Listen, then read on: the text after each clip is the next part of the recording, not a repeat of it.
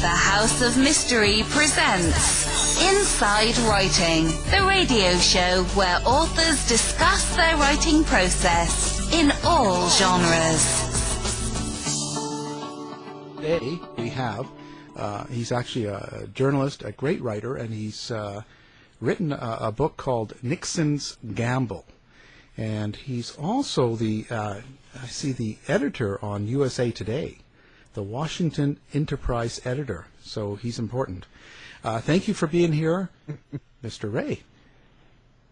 Thanks for having me. Wow. So I don't know where to begin. How did you get into writing about Nixon and the book Nixon's Gamble? Well, I grew up with Nixon as president. I was in junior high or almost in high school when he resigned in 1974. He's been somebody who's been a part of my life for as long as I can remember, and I always found his political career fascinating. And then in the early 90s, I met someone who is now a good friend of mine, an author named Len Kolodny, when I worked in Tampa, Florida. His book, Silent Coup, with author Bob Getlin, really influenced me. It kind of changed a lot of my thinking about, the established versions of the Nixon presidency and, some of the reasons why Nixon resigned. And I reviewed a lot of Len's documentation, listened to his interviews, and I thought it was compelling, and he had a lot of good ideas in there that I thought were worth pursuing for another book. So now the change in your feeling for Nixon from how you felt when you were in high school and when he was president to now, has it changed for the better? Do you feel better about him and do you like him more, or is this kind of maybe for the worse? I don't like him more, but for different reasons. I think he was a tremendously consequential president. He made a lot of things happen. I think he did it in a way that diminished the trust of the American people in the presidency. He did a lot of things for wrong reasons. He did a lot of good things in bad ways. I think he signed off on a genocide in Bangladesh, which was then called East Pakistan, because he needed Pakistan's help reaching out to the Chinese. And he lied routinely. So all of that, goes to the negative side of the ledger on Nixon. But primarily what struck me was a lot of the revelations that were in Silent Coup that have been expanded upon, I think, in my book, about the conduct of some, great media icons such as Bob Woodward and Carl Bernstein in the Washington Post. I don't think that Woodward in particular was honest about his background and his associations, and I think the whole character of Deep Throat that we know from the book and movie All the President's Men is a composite character and not one person, and I think he's lied about that for more than 40 years. Right. Yeah, we've had a few other guests on to talk about that, and some people even suggested that it sort of set Nixon up, that he didn't deserve how it went down on him. I wouldn't go that far. Yeah, I wouldn't either. I think he caused his own problems. That doesn't mean that in the course of all of this that people didn't do him wrong in some ways. I mean, not everybody is, all evil or all good. And, just because I come out of this with a rather negative view of Nixon as president doesn't mean that people did not do bad things to him. Right. Do you think that the light of today's presidency is affecting how we look at Nixon as well? I think that he and Trump are getting lumped together in a lot of different ways, and not in a favorable way, really, to either one of them. They're kind of being merged into one character, which I think is misleading. Look, I think Nixon was very calculating about what he wanted to do, and he did it. And I don't think that can necessarily be said about our current president. Right. It's more of a get in the car and drive wherever, free for all, compared to Nixon. So now, if I understand it in your book, you were saying Nixon's kind of he was trying to form his own version of a CIA. Well, what he did was he restructured the National Security Council differently than his predecessors had done. And he wanted to funnel everything through the NSC and Henry Kissinger as National Security Advisor in a way to limit congressional scrutiny. And so that meant that he could do many of the things he wanted to do without, say, a cabinet official like the Secretary of State having to testify before Congress about what he or she was trying to do. And so that, in effect, created a secret government in the White House. And I know that that term sounds kind of a little mysterious, kind of like, oh, the deep state that people talk about now. But that's not really what happened. It was just basically doing it in a way to keep from having to disclose what the White House was doing to Congress. Right. And that's been, I think, a model over the last 50 years since Nixon became president that other administrations have used as well. Then when you say deep state too, what's your opinion of that and how people perceive it now compared to what it would have been in Nixon's day?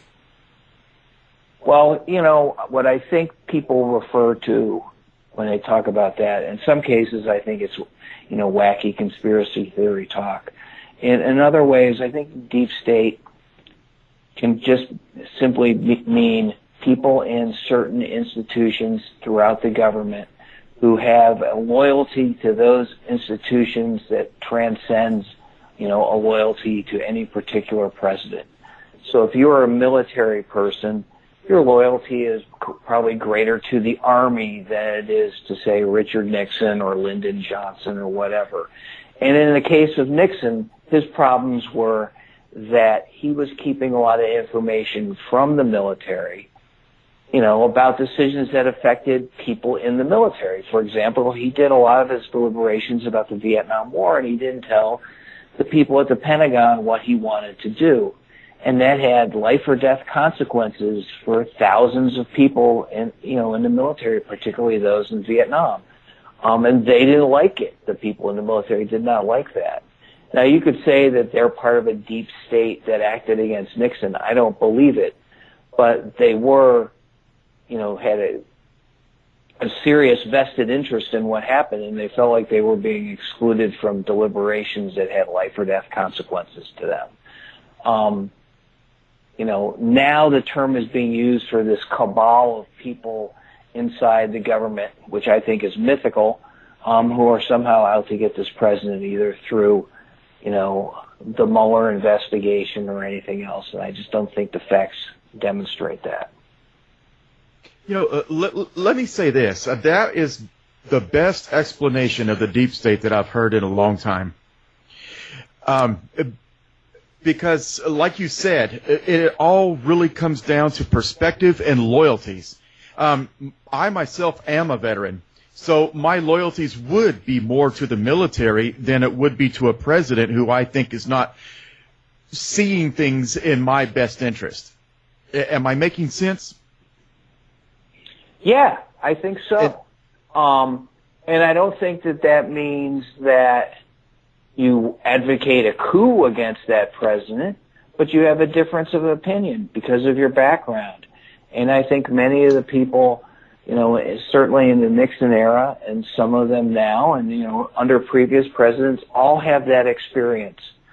And where I think it went wrong for Nixon was that he didn't really deal with these people in an honest way. And so they felt like things were being done to them and to their comrades that was going to hurt them, and they didn't have a chance to weigh in on it honestly. And so, they did things primarily like, talk to members of the media about things that bothered them, and that in turn increased Nixon's paranoia. Now, where I'm going to disagree here slightly, though, Ray, is because, today, you're exactly right. We use the word deep state, and we're seeing in our head, this cabal, like you said, meeting in a dark, smoke-filled room, making these decisions of world domination. But are we really that far off if we combine the two explanations? Do you think that it's these people in Congress that have been in there for 40, 50, 60 years, and they see this young upstart coming in who is making all these decisions really, without their consent? How dare he? And maybe they are tipping the tables against him.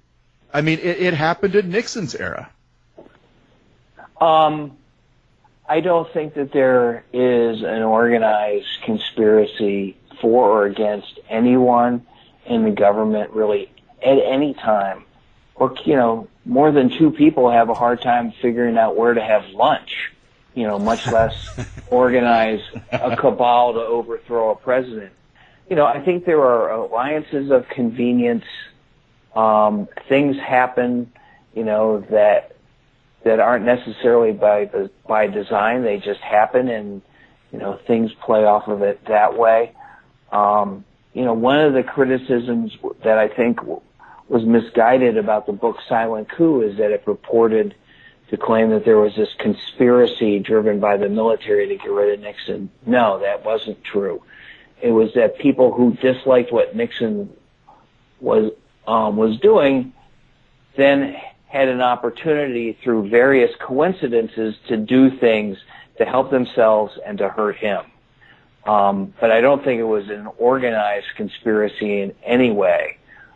So much of it is one coincidence after another, not, a group of people making things happen. Now, Ray, we had Douglas Caddy. Now, he was the attorney, if you remember, for some of the... Right. Now, in his book, and he sort of made the assumption that there was a dark state that runs the deep state, which is what everybody talks about now. And I'm not sure how you feel about that. It seemed to be getting too complicated for me.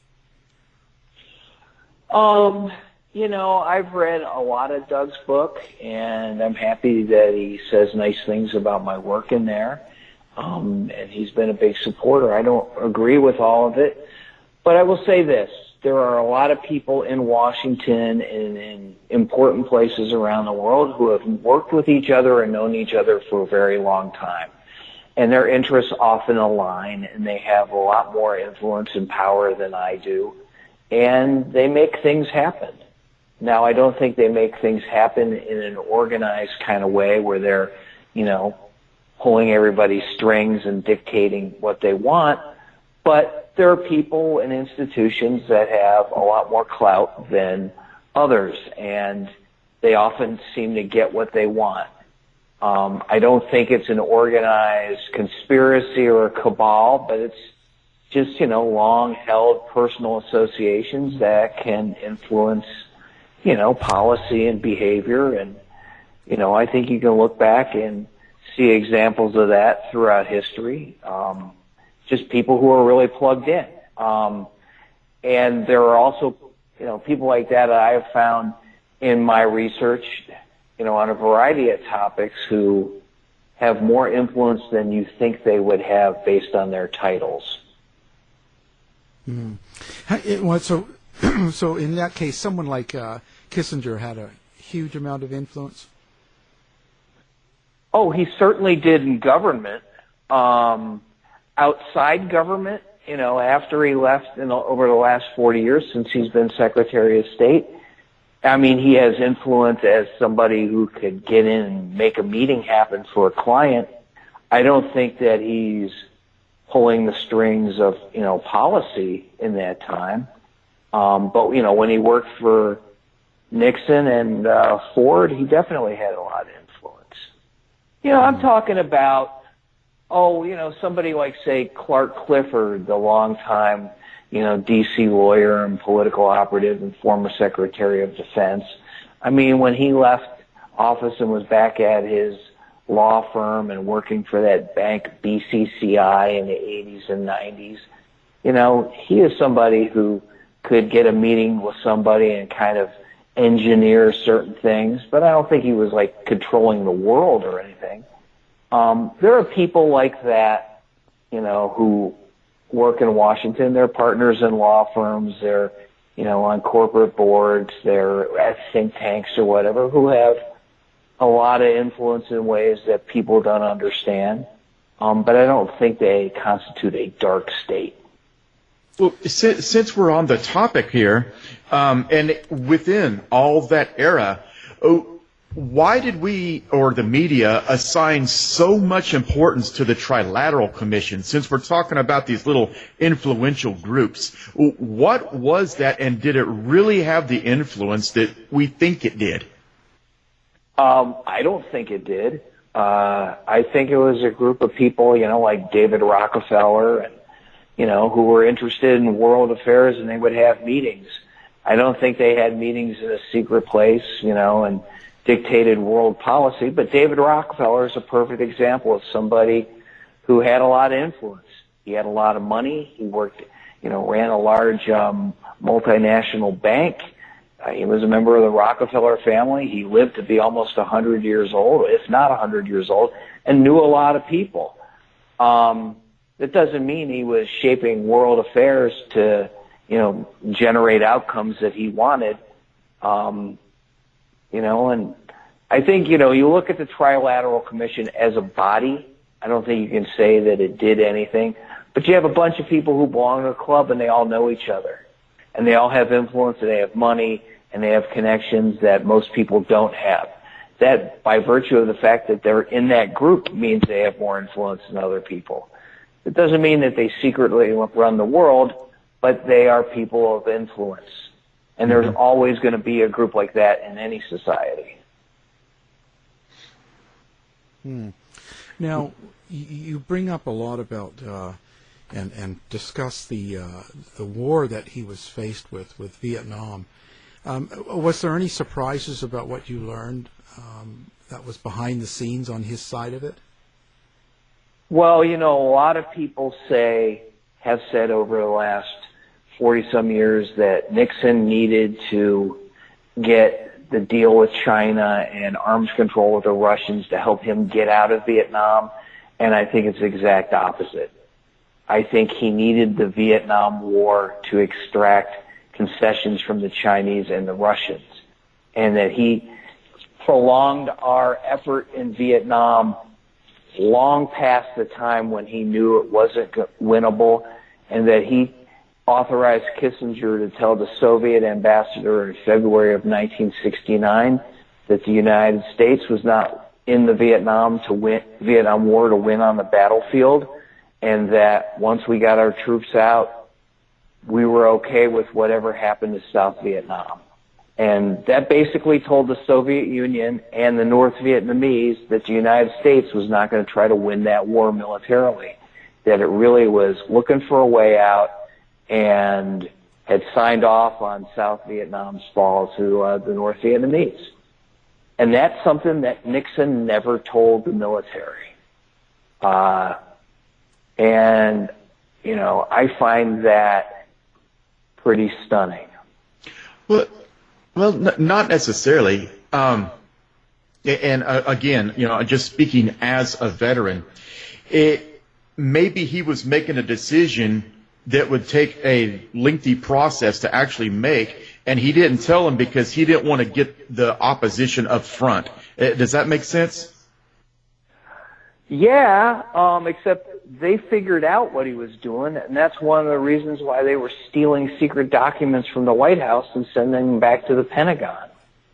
And so they felt like they couldn't trust the president. And I don't think when you're the president of the United States in a major ground war in Asia and trying to deal with the Soviet Union and China, that you want the Pentagon not on your side. And That's they weren't really on his side. I think whatever your parents have told you when you were a kid, don't always tell the truth and don't lie, pretty much applies all the time. True. And, True. Well, I can comment on that. I mean, our current public figures don't stand by that, so I think it's Right. a hard one to enforce with your kids. But that's just my opinion. I'm the Clinton colostomy bag, remember? So I get called that all the time. So I was going to say, but you're kind of saying that Nixon, in a sense, kind of caused his own loss, destruction, or whatever by his paranoia and by not communicating and that sort of attitude that he had. Oh, absolutely. So the first day he's in office, he restructures the government to make everything funnel through the White House to ensure a level of secrecy. As a result, people try to find out what he's doing, and when they find out little bits and pieces, they tell the press.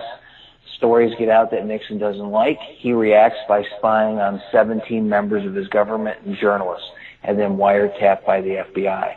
So he was hiding that secret almost from the beginning of his administration. Then he compounded it with the secret bombing campaign in Cambodia, which was, widened the war somewhat into a neutral country. He didn't want to acknowledge that. That set up a chain reaction that led to the downfall of the Cambodian government, and the tremendous genocide there. He wanted to restructure, the internal security apparatus of the United States through something called the Houston Plan. He was covering that up. He was covering up the existence of the military spy ring that was stealing documents from the White House. All of those have roots in his decision to restructure the government to maintain secrecy. So everything he did from the day he signed that document, National Security Decision Memorandum number 2, spins off of that.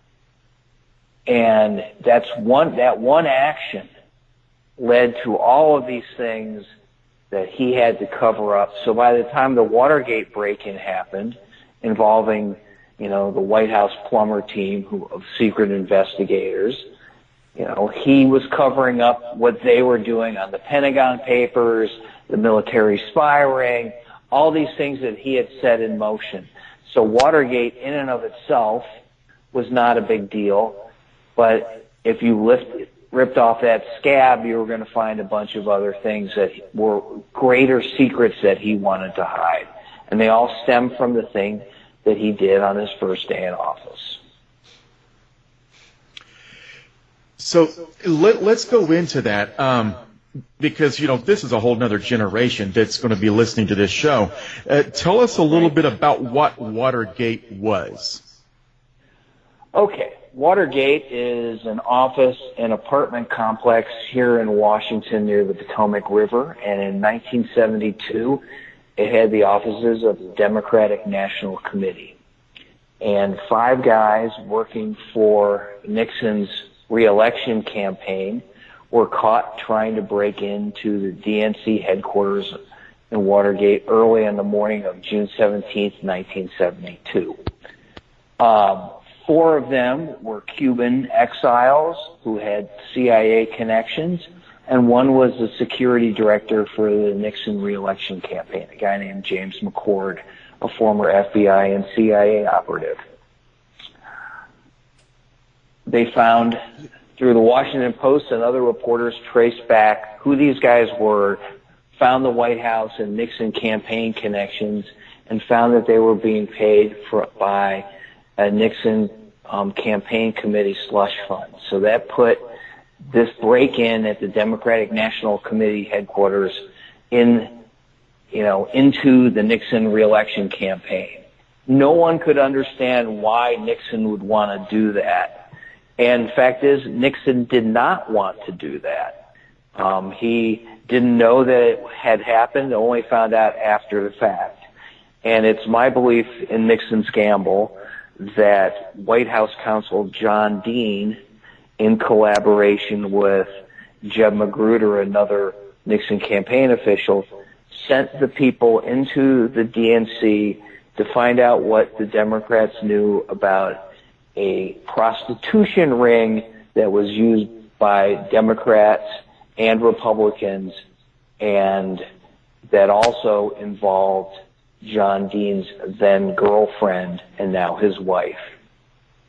I'm not saying that his girlfriend or wife was a call girl, but her name was in the notebooks that were recovered when members of that call girl ring were busted.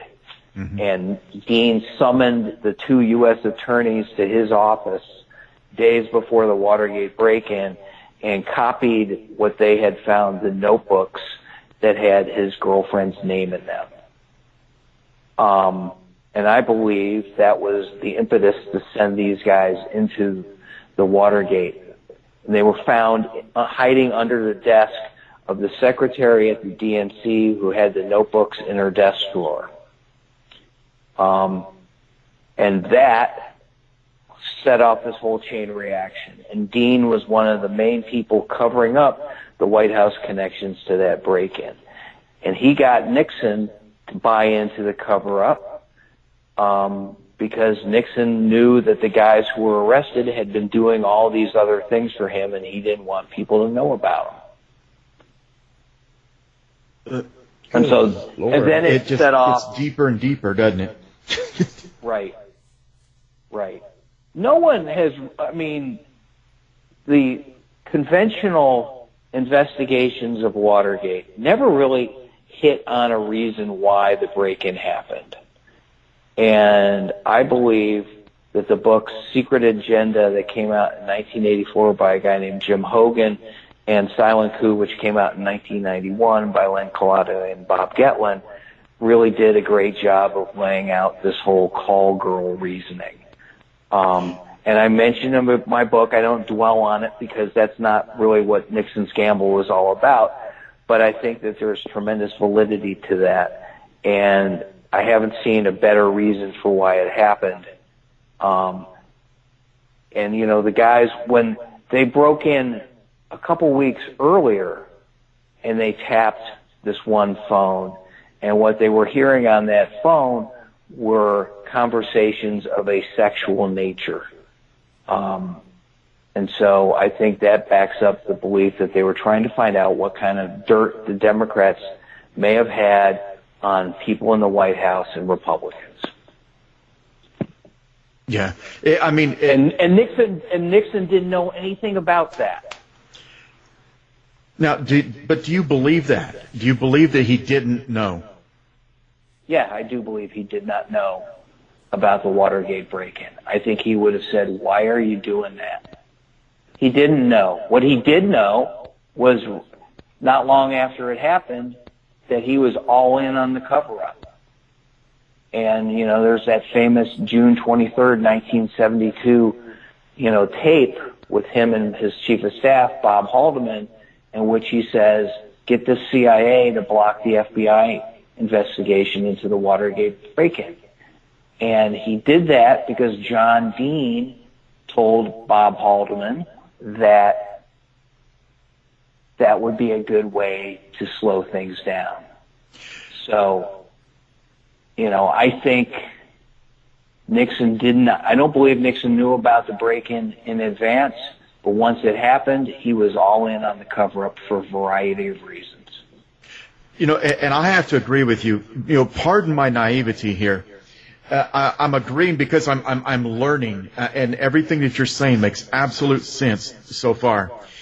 But would it be a wise decision, though, to set these departments against each other? You know, CIA versus FBI, you know, versus NSA, you know, versus, you know, OCC. You know, why you're the doggone president? Why not just say, you know what, enough of this crap, I'm putting an end to it now.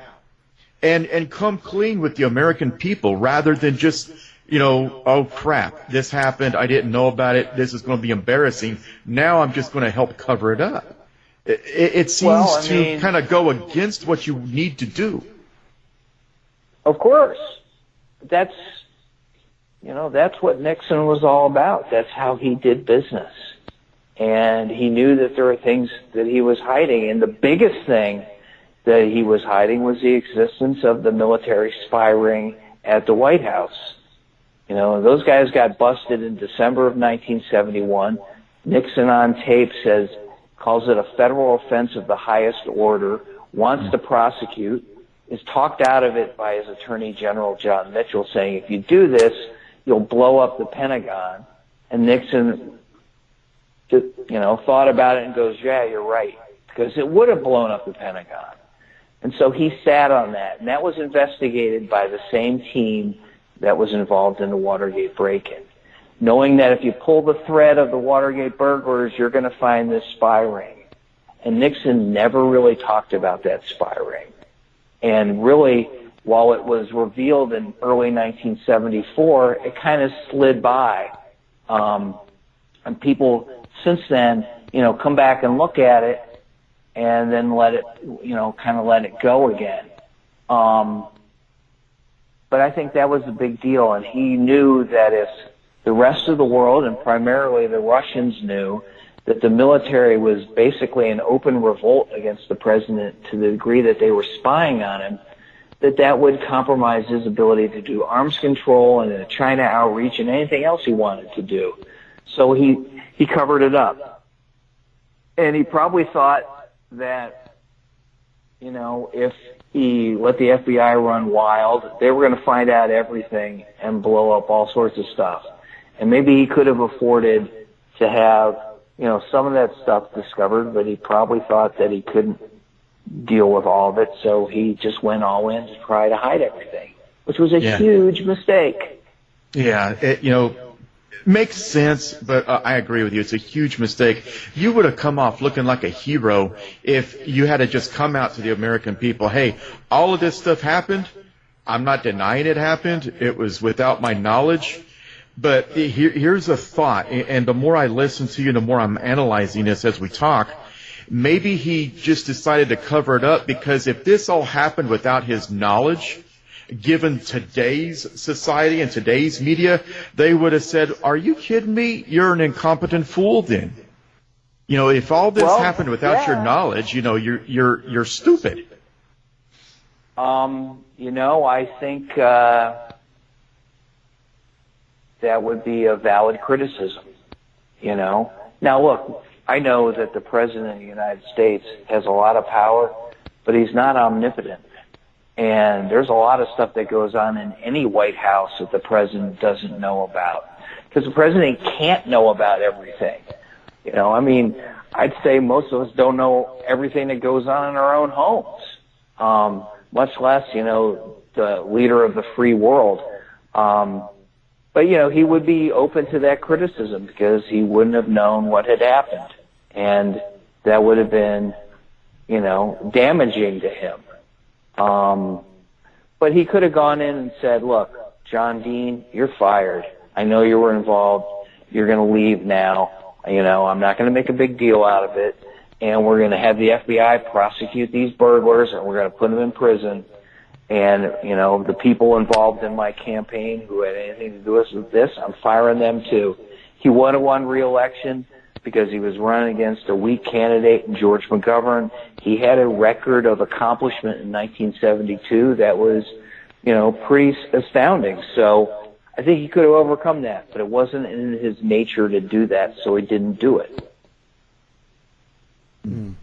Now, we had Roger Stone on just a while ago, and we were talking a little bit about this, and he has the idea that it's because of the mainstream media and their interpretation of the facts and how they present it that that made Watergate what it was, because he's saying that it was really distorted. It's not the real historic truth. I sort of get the he doesn't get specific. I sort of get the feeling he thinks that they blew it up into something that wasn't really important, and perhaps he was set up for what they did do. I don't know. It's hard to explain. Yeah, I've read Roger's book, Nixon's Secrets. I think he does, a good job in that. I don't agree with all of it, but I thought, given Roger's flamboyant reputation and his affinity toward Nixon, I thought that he did a good job. I think the Watergate break-in in and of itself was not a big deal. I don't think that Nixon knew about it. So to make the break-in a huge deal, I think is misleading. And all the stuff that people call Watergate really is this all-encompassing, what John Mitchell, the Attorney General, called the White House horrors. All the things, the Pentagon Papers, the trying to sabotage the 1968 Paris peace talks, the Houston Plan for domestic security, the secret bombing of Cambodia. All of those things kind of get lumped into Watergate in popular imagination. And the Watergate burglary, taken on its own, was not a big deal. But it's all the other stuff that spun off from that became a much bigger deal. And so if I'm going to parse what Roger said that way, I'll agree that the break-in in and of itself was relatively insignificant. The other stuff far more significant, and that when you inevitably investigate the break-in, you're going to get to all those things. So in Nixon's Gamble, what is it that you hope people get out of it when they read it?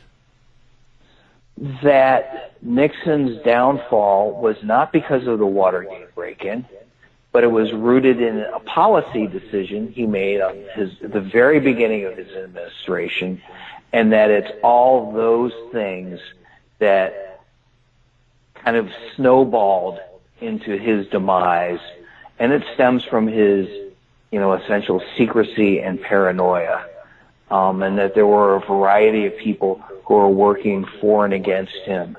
And one thing that, as I was working on it, that really struck me is kind of an unsung player in this, and I'll let you decide whether he's a hero or not, was a Missouri senator named Stuart Symington, a Democrat, former Air Force Secretary, 24 years in the Senate, and was the acting chairman of the Senate Armed Services Committee in 1973. And it's a lot of the hearings that Symington did that revealed a lot of details about what Nixon had been doing.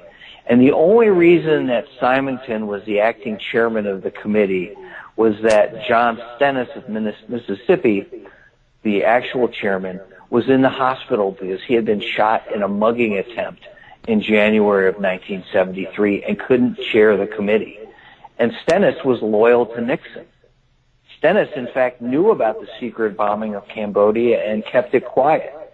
So if Stennis had been running that committee, a lot of these revelations that Symington had forced out might not have happened, or might have happened in a different way. So history has a lot of coincidences and things that kind of take you down a different path that you don't expect. And that was one of the things that I found in the research of this book that I enjoyed working on, and I think shows things in the kind of a different perspective. Another one. Oh, go ahead. Yeah. Another one is the role of a former FBI official named William Sullivan.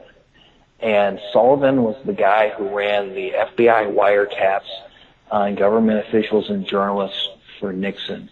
Sullivan was also close to Al Haig, Nixon's deputy national security advisor, and then later his chief of staff. And that guy had his hands on all sorts of secrets. And he was a major leaker to the media. And I think that he is one of the people who makes up the composite source that Woodward calls deep throat. That looking through Sullivan's records with the FBI and Woodward's interviews that he purports to be with Deep Throat or Mark Felt, who was one of Sullivan's great rivals, I think that evidence shows that Sullivan was the guy telling Woodward a lot of stuff about Nixon. And it's interesting when you listen to the White House tapes from that era.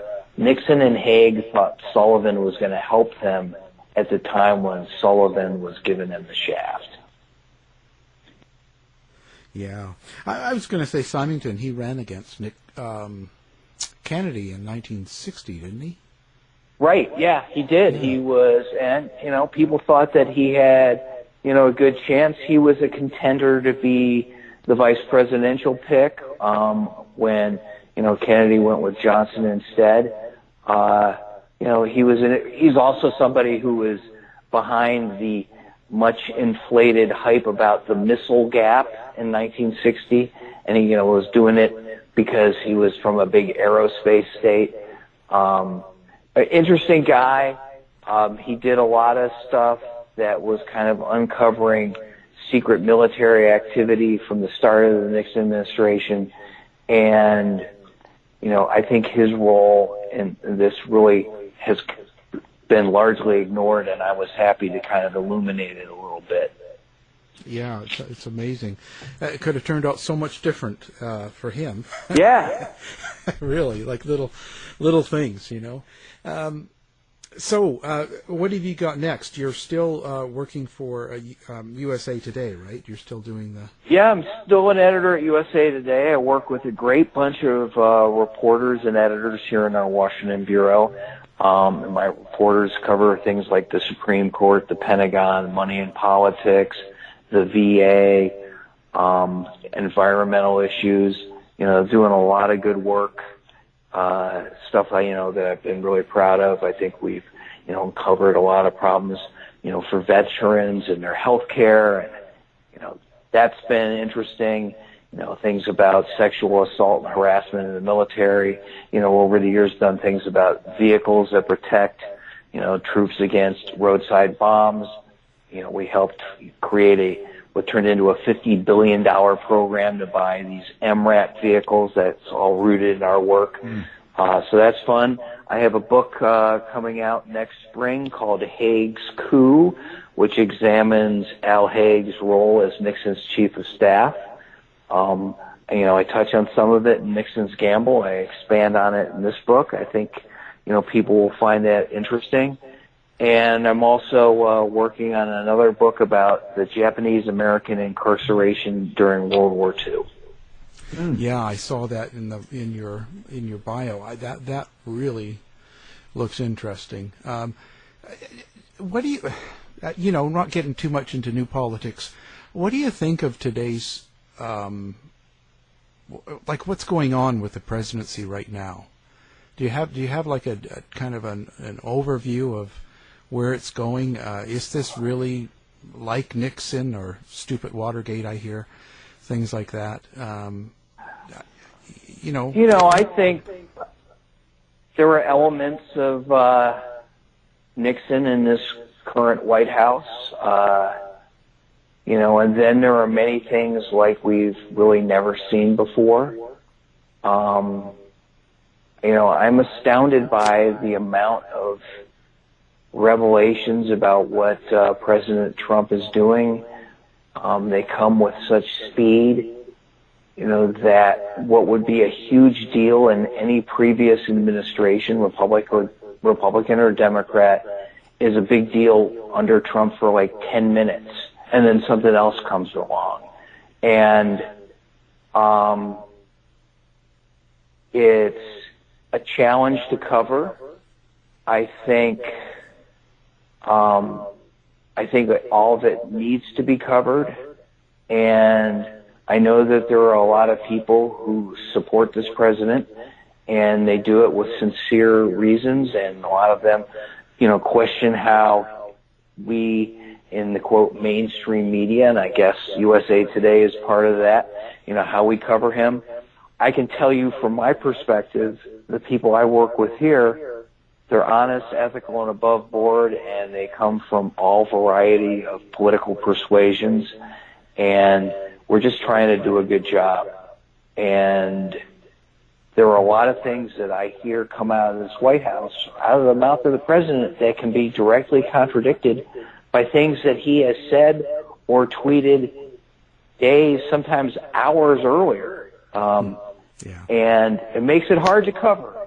And, I think it makes some of us feel a little defensive that, we're being portrayed as, out to get him when we're not. We're trying to, do a job that tells people what's happening, in Washington and how decisions are made that affect their lives and how their taxpayer money is spent. And it's challenging because it is definitely chaotic over there. Yeah. Yeah, and I'm in total support. I think that the media is taking a beating for really no reason. There is a lot of bad stuff, bad press, but I believe in what I think a lot of it is probably because most people turn on CNN or Fox on their TV, and or Facebook, and that's all of their information. USA Today, New York Times, and Post, and all that. I think they're all taking a hit. People aren't really focusing on the papers as much. We got all lumped into the same thing. It's hard for me to watch cable news of any stripe because basically it's a bunch of people on TV talking, and I know half of them, and I don't need to watch them. I can hear them for free by going outside or whatever. Yeah.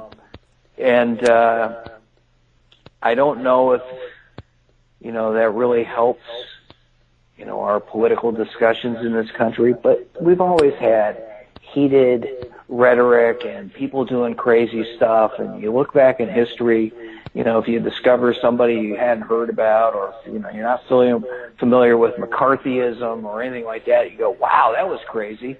It's always been that way. It's more magnified now because there are so many different media sources that you can tap into, and it can be rather overwhelming. And I find that if you kind of have a steady media diet of places that you trust, it helps keep your perspective a little better. You actually covered George Wallace, didn't you? The last part of his I career. covered George Wallace's last term as governor of Alabama. We worked on a big, special section of his life and times when I was there, and it was fascinating. And I learned a lot about him in the times, and I won't say that I came away thinking everything that he did was right, but I understood it a little bit better. And I still think a lot of it was wrong, and certainly history has shown that it was wrong, but it was an interesting experience for me as a journalist. It was a way to live history in a way that I didn't think that I would ever get to. And I still have a lot of great friends from my time when I was doing that. Yeah. I just, of late, there seems to be a lot of push on making George Wallace sound like he was a great man or a good man, that he did good. Like even Roger Stone mentioned that when we talked to him. Is there some reason? Is there something I'm missing? Why is there a sudden change in Wallace and how he's supposed to be represented? Portrait, yeah. Yeah. I think that I think the post-1972 assassination attempt, George Wallace, is different than the guy before he got shot. I think times changed. He mellowed. He was kind of a pathetic figure near the end.